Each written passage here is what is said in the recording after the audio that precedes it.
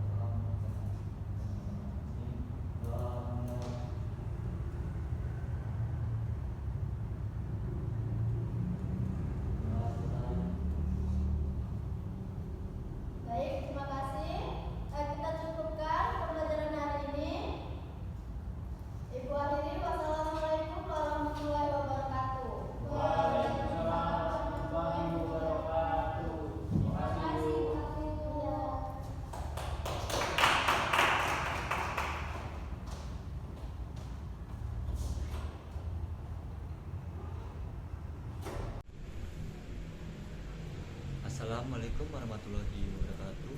Izin memperkenalkan diri, nama saya Dimas Eni Kurniawan Ramadan dengan nomor FPM 2213041041. Di sini saya selaku observer lisan untuk saudari Nanda Salsabila yang sudah melakukan keterampilan dasar menjelaskan.